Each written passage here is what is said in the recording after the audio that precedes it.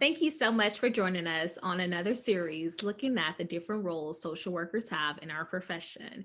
I am thrilled to have our next guest, my dear sister, Alexis Slaughter, as she's currently a school social worker in the Louisiana area. She has her bachelor's in social work, her master's in social work, and she's also a licensed clinical social worker. She's actually the first person that I've known that has been a social worker, that went to school, became a social worker. In fact, when I was looking into the profession, she's one of the ones, she's a person that I contacted to get more information about it. So she's been a mentor for me, and just always have so much knowledge in our field. I'm looking forward to you guys seeing what she does in her community. Stay tuned.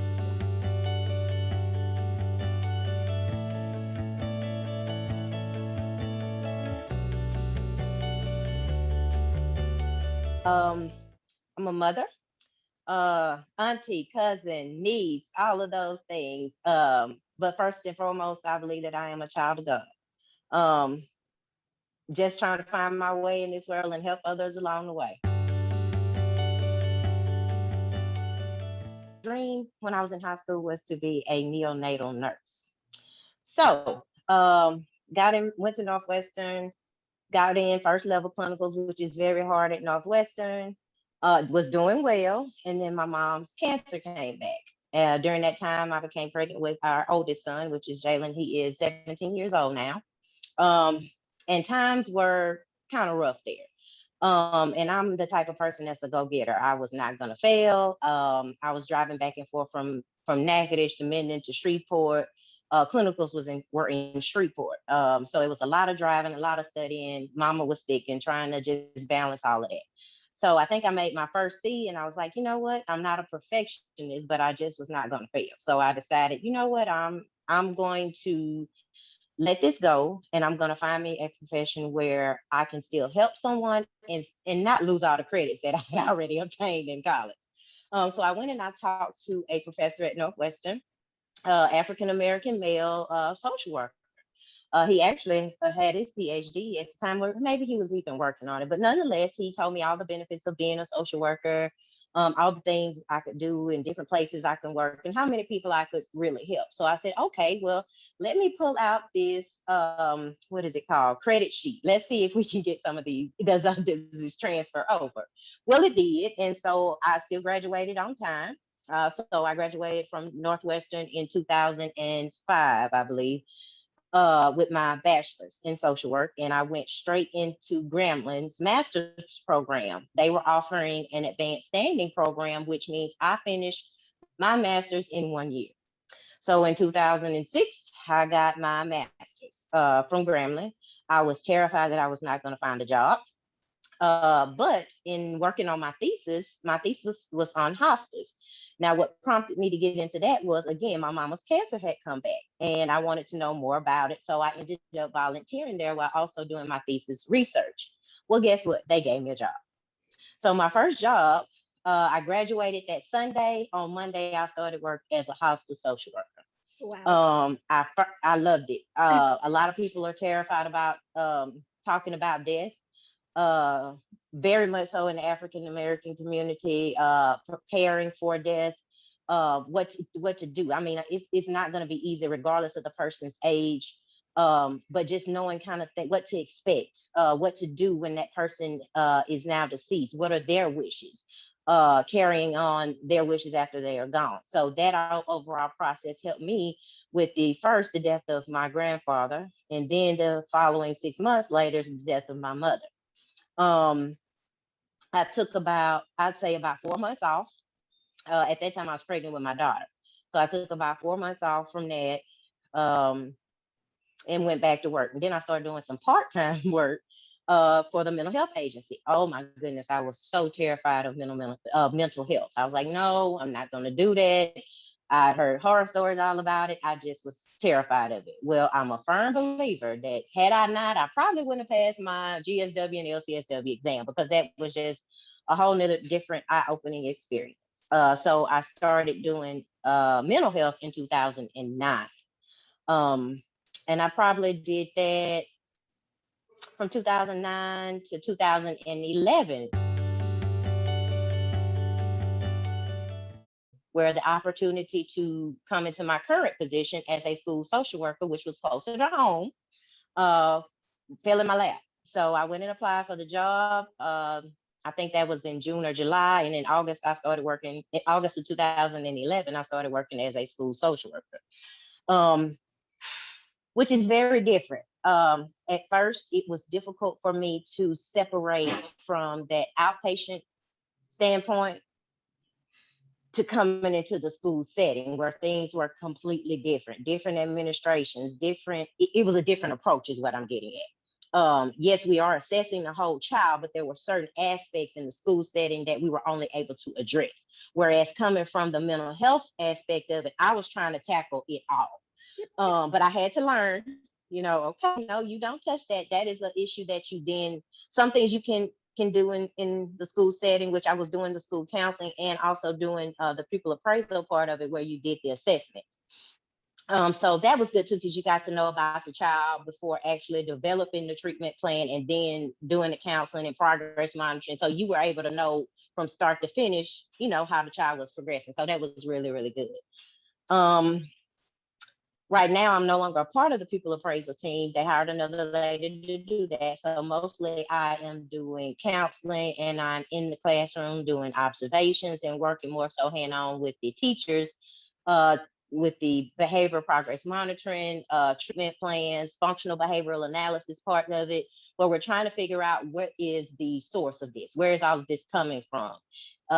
Once we learn that, we can help the child identify triggers. We can help the teachers identify when a meltdown may be about to occur. For example, there was this one particular child we were working with. He started to tap his foot. And if you noticed that little Johnny was going to start tapping his foot, then you needed to go and offer him his cooling off times to keep him from melting down. So little tricks along the way. It's been a very rewarding experience. I pray that I have touched some lives and hopefully help some kids get on the right track. I think back over my life and I think that I made the best decision for me at that time. I do sometimes wish that I had gone into that avenue, but then I think about what time we're in now. COVID, the COVID season came through. And had I been a nurse, I would have been right at the forefront of that. I would not have been able to spend time with my family because I would have been that go-getter. Okay, I'm going to work a 24-hour shift if I need to. And my children, they're 17 and 13 now, and they don't need me as much, but we have a great line of communication, and I think that would have severed that. Not to say that people that the nurses today don't have that, but I just feel like that was not where I needed to be at that time. And right now, this season is showing me, you know what, girl, God knew what he was doing. He knew what he was doing. This is where you need to be. We have I like to say I'm probably on a whole lot of teams. Some of them that have been I'm aware of, and others that I am not. So you have the school board administration, you have the superintendent, up on what the people that supervise me is I'm under the special education director. um she also supervises pupil appraisal. I'm under the piece that's not under pupil appraisal, but just more so special education. However, I'm a part of the crisis team when they have disciplinary hearings on kids. If they have a SBLC meeting and there's a behavioral concern with the kid that they want me to be a part of and say, hey, what kind of recommendations can you make about this kid? So I'm on quite a few teams. There are 6 schools in our parish. And let's see, 1, 2, 3, 4, 5, 6, 7. There are 7 schools, public schools, and 2 private schools. So any school that needs my help, I'm gonna go to them. I am primarily housed out of the special education building, which is not housed actually at the school board office. So we have our school board office, and then we have another office where special education is housed, and that's where I am. But any school that needs me, I go to them, regardless if it's private or not. definitely the flexibility, the ability to go in my school. I have some wonderful supervisors, so they really do respect the social work profession. I always tell them I will do whatever you ask me to do as long as it's not going to violate my social work ethics and values or my practice code. As long as that is not the case, I will do whatever you ask me to do. So those are the benefits of working in Claiborne Parish as a school social worker. I can't speak for other school districts as far as how their leadership does, but they do value my opinion. And I would like to say that's probably because of the work ethic. There, we've been in some situations where have been some heated discussions with parents, and that the parents and the schools are not on the same page sometimes, and that's more so because of maybe a small town family history where maybe mama or daddy may have been um, a student that frequents the office more so than others, and they may have kind of labeled some kids sometimes. I hate to say that, but that is the actuality of what we're faced. And then there has been instances where the child tries to pit the school against the parent and the school against each other. So the school, the child will go home and tell the parent, well, Miss such and such did X, Y, and Z, or they just picking on me. And the parent will jump on the child's side versus going to the school and sitting down and understanding what is going on. So I hate when that happens, but I love when it does happen because we can sit down and learn to use our communication skills. So those are skills that not just the kids need, but sometimes the parents and the adults in the situation need to take a step back and say, okay, let's process this. And what I have found is that once those behavioral progress, remember the progress monitoring I was telling you about, once that communication between school and home is made, and then that child cannot say, oh, well, this happened and that happened, the truth is going to be in them numbers. And so when the parents get that, then they can say, oh, well, you didn't tell me about this. Or the parent will then contact the teacher, or the teacher will contact the parent first and say, hey, you're going to get this note home. This is what happened today. Or it could be a positive note going home, not necessarily a bad one. I'm going to say this. Sometimes, just like everywhere else, red tape gets in the way, I believe. Um, when sometimes if we just take a step back and remove those pieces, and again, I hate to say this, but to go back to that communication piece, when a parent, a teacher, or an administrator feels like his or her concerns are heard, I mean, you really hear them, then it makes it easier for us to get to the root of what's going on and develop a plan that everyone can agree on and say, okay, let's follow this. And if the plan is not working, then let's go back to the drawing table and see what pieces of this plan are not working, so we can then move forward on. There have been times when I would like to say, I told you so, if you had listened to me when I tried to bring this to your attention, but it wasn't a pressing issue as well. I'm not to say that because again, they do value my opinion, but I do understand that this is a business. And when you're dealing with a business, there are certain things that have precedent over others. At the time, the issue that I brought to the table was not a pressing issue for administration. Well, guess what? Now it is. So now it's almost like, you know what? If you had listened to me, then we wouldn't be going through this now. But I don't say that. I just say whatever you want me to do. I'm going to say it varies depending on the person. And here's why I say that. If you're coming to the school setting with numerous years of experience, you're going to be compensated well. So enter into that with that understanding. Now, if you're coming fresh out of grad school, then they pay us in this parish, they pay us on a teacher scale. So we're paid just like the teachers are paid. Now they do have a 9-month, 10-month, 11-month, 12-month. I'm a 10-month employee. Most teachers are 9-month employees. There are some social workers that are doing administrative duties as far as pupil appraisal. So they may offer stipends if you're in a supervisory role. But I will say this, I am blessed to be compensated well. I'm going to also say that when someone tells you that student loan forgiveness is not available for social workers, please do not believe that, because I was told that. And I kept digging and I kept looking around, and Louisiana does offer student loan forgiveness for social workers that work in rural areas. They have a little chart and they will pay you directly, not your student loan people. They send you the check, you pay the student loan people, and you have to provide the documentation that you paid them. Um, and keep up with your documentation as far as what number of hours you're working and so forth and so on. So again, I'm blessed to say that I'm now student loan forgiveness free. I mean, not forgiveness free, student loan debt free. Praise God, based on me coming to this rural parish and being blessed and working here. Telling you, I was told when I graduated with my master's, that's not leaving it, that it doesn't exist for social workers.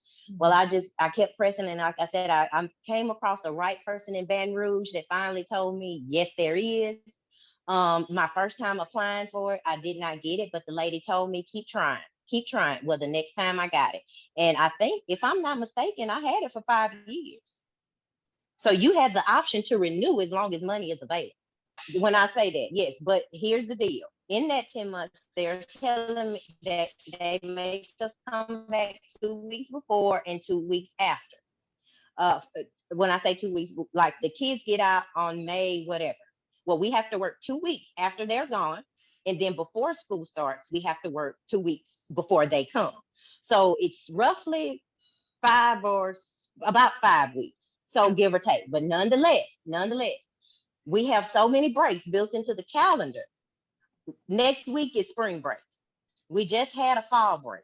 We have Christmas break. We have what else? Thanksgiving break. Um, we have a lot of breaks. We do. And I know that a lot of parents are like, y'all have more breaks than anybody I ever seen in my life, y'all. But understand, dealing with everything that the kids have had to go through this year, having to come back to school under a totally different mindset and way of doing things, that is very stressful for these kids. Very stressful. And it's very stressful for the teachers as well, because they're still having to meet these state standards and guidelines and this, that, and the other, but they're still worried about the stress of COVID related things and guidelines that they have to follow. So those breaks are what I'm saying, they are very much so needed. People don't know that school social workers do not just take children. We do not just do Medicaid. We do not just do food stamps. However, if those are things that your family is needing assistance with, we will definitely help you get on the right track to get those things.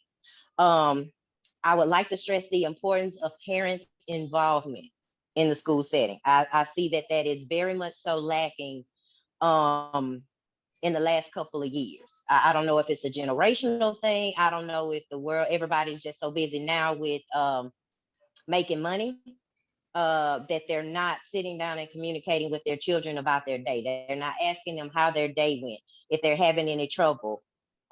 Is it something you don't understand? Is it something that I can help you with?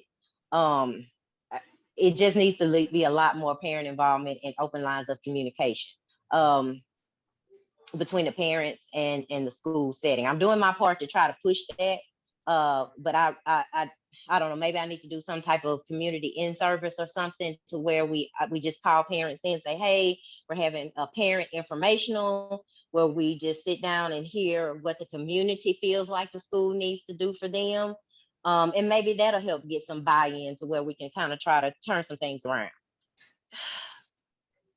In today's society, and I'm not pointing fingers at any parent, or I'm not pointing a finger at a school, but our children do not know how to communicate anymore. They do not know how to communicate their wants and their needs, to articulate different things, because I think in this world of technology, and I'm not speaking ill of technology, I'm just saying that there needs to be some limitations set um, with our young minds and our adult minds as well. We need a cutoff point, so that we can then use our words and then we can be in tune with our bodies. We'll be able to, okay, well, I'm feeling tired today. Maybe I should have put that phone down a little sooner, or I'm angry. There's a lot of emotional outbursts happening, and a child cannot tell you why they even feel the way that they do sometimes.